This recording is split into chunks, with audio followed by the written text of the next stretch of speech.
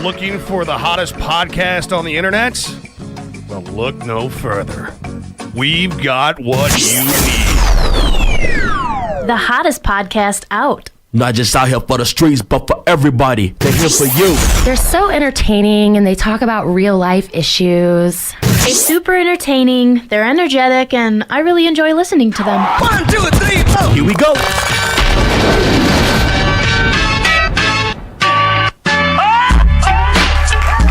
Woo, we are back again for the finale, the last episode of this season of the Jed and Mike podcast. Man.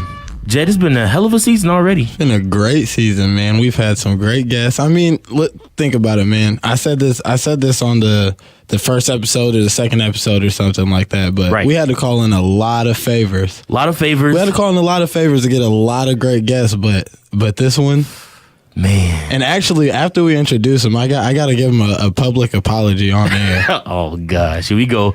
Well, without further ado, Jethro, you're best at doing the intros. This is a gentleman that when both Mike and I and myself started at Capital Radio Group has always been cool, has always been a mentor figure, has never had a problem answering a question. One of the better DJs that I know. He has it in his name. A hell of a radio host. There we go. One half of the WDBR morning show. There we go. Ladies and gentlemen, hold on. CrossFit extraordinaire? Oh, yeah. Wait. Yeah, hold on. CrossFit extraordinaire? You got to add some more into that. With the question mark? Wait, you got to add some more into that. Not only Expert Hooper? He is an avid Bulls fan like us. What?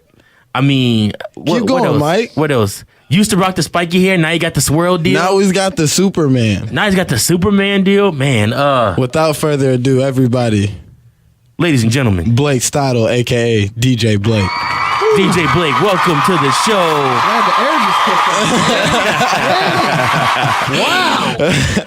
Wow, thank you. How's it going, sir? Smiling, man. It's good. Wow. So your studio is fresh. You ever been here before? Sorry, I don't even know where we're at right now. It wouldn't even come up on GPS. No, this place is fire right here. Oh, what's going on, man? How's it going? Dude, what a season you guys have had. Man, thank you. Like you had season one, okay? Right. You had season one. We're getting our feet wet, you know?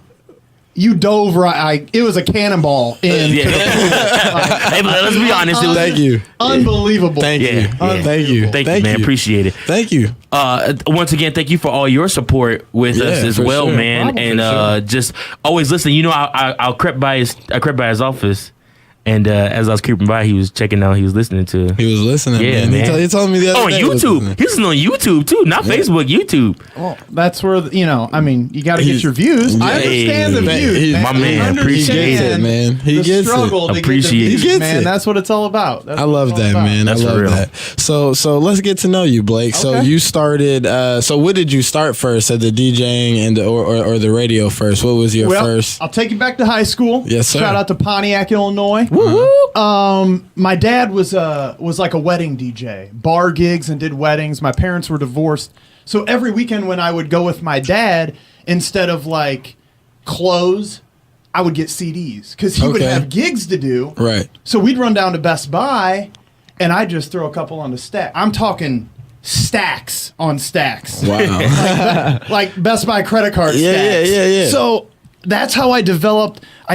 I was the kid with the music. Right. I was the kid on the basketball road trips. Hey, let me bum that CD. I was that kid. There you go. And then, worked into, hey, we're having a little class party. Why don't you bring some CD, and it just kind of grew into that. And then the whole radio thing was just probably, junior, senior year in high school. That's when I really was like, look, I'm not afraid to talk or be in front of people or make a fool of myself.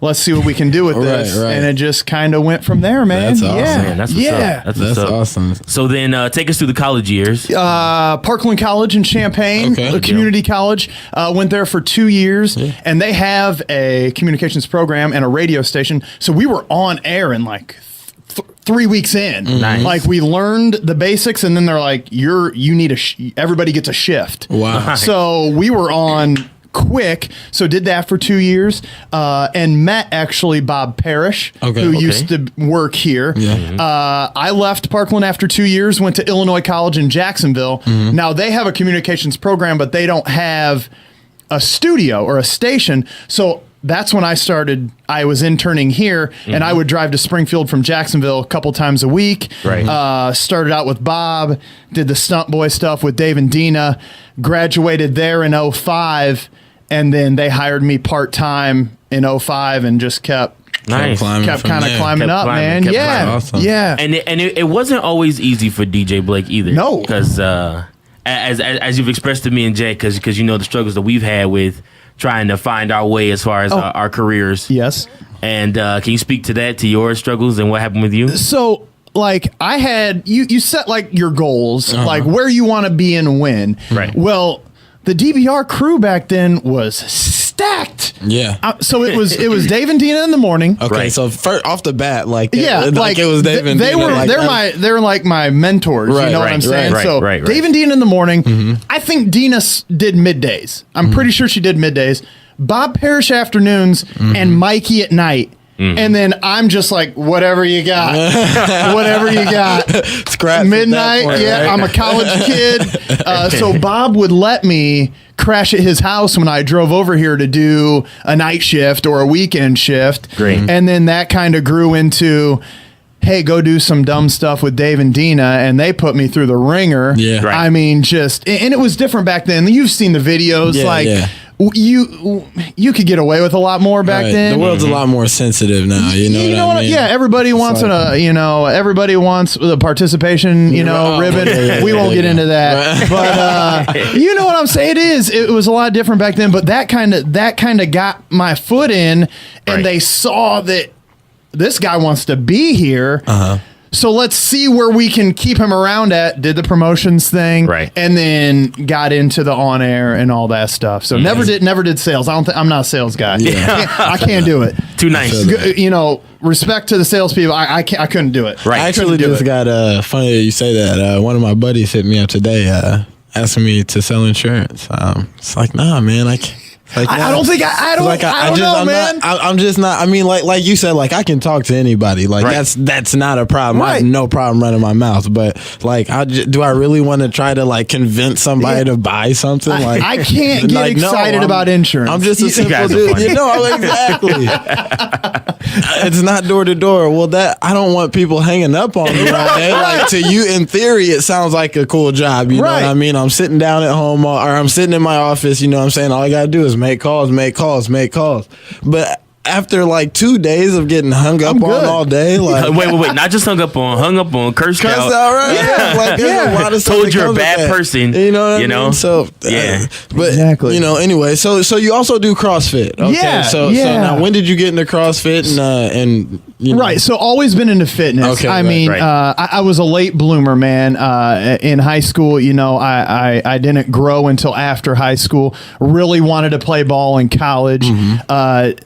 Tried out at Parkland. Didn't make the cut. Played with some amazing guys over there. Went to IC. Played a little bit over there. But when I didn't make the Parkland team, that was like, all right, we got to get in the gym. We got to get better. Yeah. So just started asking questions, reading articles. And then, so college goes by, always in the gym. It becomes a part of my life. Worked at Gold's Gym while working here after college. Still doing my thing. And then 2008, 2009, my college roommate and then my friends from the gym, two of them who own CrossFit Instinct, they started like, hey, why don't you try this stuff? Well, we're seeing this CrossFit stuff. Why don't you try it? And I'm like, nah, man, I'm good. And I would see them and I'm like, what are they doing? Right. So gave it a shot like 2009. And I've been hooked ever since, man. Yeah. It's something different every day. and just really I get excited about fitness and just being active. So now you got an event coming up that you're a CrossFit event that you're DJing. Is that correct? Yes. I have an opportunity to. I'm going to be going down to Miami. It's a big event called Wadapalooza. It's their 6th year doing it, and big name athletes are going there, like the guys and gals that you'll see on ESPN when they're showing the Reebok CrossFit Games. Yep. So big name people will be there. I used social media and I got a gig, man. Basically, to get into this event, you have to do online workouts that they post. So my buddies at the gym, they were posting their video, and I'm like, you know what? On the last day they were doing it, I'm like, I'm going to film myself announcing them as if I'm in Miami. Right. As like an audition. And I sent it to them, used social media, people shared it, and they got back to me the next week, and he's like, if you can get down here, I'll get a mic in your hand. Holy So I really, the social media thing, man, it works. That is awesome. It works. And it was just a whim. Just, you don't know until you do it. Right. Yeah. And all they could have said was no big deal. I think probably one of the, is it safe to say that one of the biggest things to learn from you and just your life and the short life that you've had is just that take chances. Yeah. You know? Yeah. Like I always tease that, like, I always want to be a YouTube star. I can make that YouTube money, you know. I did the I'm on a float video. I did CrossFit and I know it. You know, I did car rides with DJ Blake. None of them took off, and there is no recipe for viral. Right. But dang it, if and when I find it, y'all coming with me. Let's go. You know what I'm saying? Let's do it. Man, that's what I'm saying. Hey, quiet as kept. Me and Jess still trying to get that Diddy Revo money. Diddy, listen, Diddy, if I may have a word, please. We need our check. I just would like to say by season 3, by the end of season 3, I would like to say that we will have enough for you. Okay.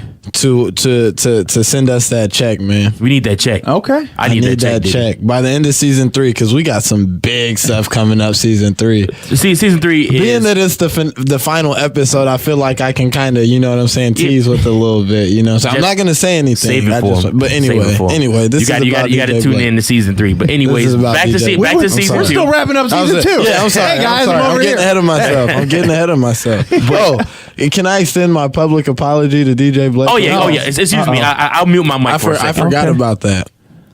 So we know DJ Blake is a very he's very put together. He's very organized. He's on time. He likes to be buttoned up.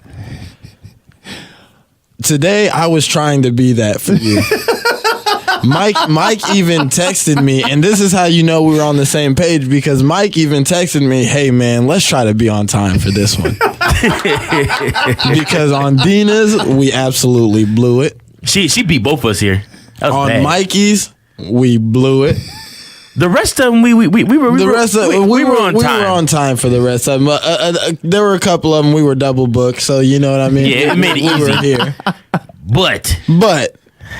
So not only did I blow it on being on time, then I get here. I'm 10 minutes late, mind you, everybody. 10 minutes late. Then I get here and I make them wait another 5 minutes so I can go get some coffee. Now, I would like to not think that I'm a diva. I don't think that I am. I've been told you was a diva. I apologize. So to you, DJ Blake, I was trying to be here at 4:30 and we did not get rolling until about 4:55. I would like to say you're quitting smoking. Yeah. So you had to get the coffee. I had to get the coffee. I'm down with that. Okay. Hey, I'm down with that. You know what I'm saying? Baby steps. All right, man. I appreciate Baby that. steps. There we go. That. There we go. But no, what was I getting ready to say? I forget. I was late too. Oh, no. So I apologize. No. Okay. On with the show. On with the show. See, that's a good thing about Blake, man. Yeah. You know what I'm saying? He's an easygoing guy. But if you keep trying him, though, he's one of those people kind of like I think Dave, but Dave Daniels. Daniels. Yeah. But so like I've never seen Blake have to get. I've seen Dave mad. That's not pretty. I've seen Dave mad, and the one time I thought I was going to see Blake mad, the one time I really felt like Blake should have totally been mad at me. He was like, dude, I was just trying to make sure you're okay. He's like, I was really worried about you, man. That made me feel even worse because I'm just like. Would you agree that, and since they're your mentors, you know what I'm saying, in the game, would you agree that Dave and Dina are kind of like mom and dad at Capital Radio Group? Like, they're like to a degree, like. Yeah, like I got that feel. It's just kind of like, you know what I mean? That's Heritage Springfield, man. Yeah. You know what I'm saying? It doesn't matter what station they're on. Right. Their listeners know. Mm-hmm. You know, they have a following. Right. And that's what, you know, that's one advantage of being here since 05. That's what you get. Right. You know, Liz Willis, YMG. Oh my gosh. Yeah. Like, how long is she's been there for? What, 30, since like 80 something? It doesn't even 85, I think. You know, that's the you know, some people are like, "Oh, go here and go there." You know, that's cool. You know, I would love to try a big city. You know, I'm not a city guy. I would love to try that, no problem. But like I've created something here and didn't even know it until you go somewhere and they're just like, "Oh, that's DJ Blake at the game." Like, it's so casual, and they know you, right? Yeah. And I don't realize it until my girlfriend or a friend from out of town will go with me, right? And they're like, "What?" And I'm like, "I don't know. We just we just go and do our thing, and that's just what happens." And I'm that's cool. How it happened. I'm cool with it. Yeah. So basically, in case you guys don't know the history behind DJ Blake, he took a little hiatus from Springfield. Yep. Moved to Terre Haute. Yeah. Terre Haute, Indiana. Terre Haute, Indiana. I love that place. Indiana. I love that place. Well, maybe the part of Terre Haute I was at was. He said, "Oh." The part I was in was good, but for all those listening in from Terre Haute, I apologize. Oh man, I'm not going to be coming back for a vacation. Okay. Well, shit. I thought I didn't know it was. It's just. It did. I went to MS Communications. The headquarters is in Indianapolis, which is just up the road from there. Okay. Amazing company, amazing facilities. And then I got the call after I was there for 7 months to come back here, and you know, it was cool. It was cool. Like, it was cool to be wanted to come back because I wanted that slot and didn't want to leave in the first place. Right. And you know, I left because I'm like, I wanted to try something different, you know. I've only known here. Right. And I did. I went and tried it, and then they wanted me back. So I'm like, okay, let's do this. So real quick, do you think that you could give us the craziest experience that you've had on there? May it be a caller or like something funny you did, or like funniest, or just the most wild thing you think? You know, the first thing that jumps in my head all the time, and Dave and Dina can attest to this, like I said, they put me through a lot. Right. Literally. One of the first things they had me do, this is no joke. So they wanted to make me a human lottery ticket. So I take my shirt off. Of course. It's a standard. It was a standard. Yeah. Dina writes in permanent marker different prizes all over my chest and back. Oh my goodness. Then they cover them with duct tape. Oh. And I go to the corner of wherever and wherever, and listeners come up and pull off the duct tape, and they win whatever's underneath. Oh, man. And Dave might still have a file. There was one in the armpit nipple region that made its way across the airwaves, and they felt bad for it. Was so that was like. That's what you could do back then. Right. You know what I'm saying? Yeah. Like, it was, I'm like, if I don't get known for this, you know, but that was probably, it was like I'm here. Yeah. I'm going to do whatever. And this is the start of it. So that's one that I will always remember. Yeah. Yeah. Well, we have hit our time cap for the first part of this episode. Guys, this is the finale episode. You do not want to miss part 2. We're going to throw DJ Blake into the ringer. We got some questions. We got some games. We got some fun stuff coming up in part 2. This was just the icebreaker. You do not want to miss part 2 of our interview on the Jet and Mike podcast with DJ Blake. So go ahead and turn on over to episode 2. We are ready to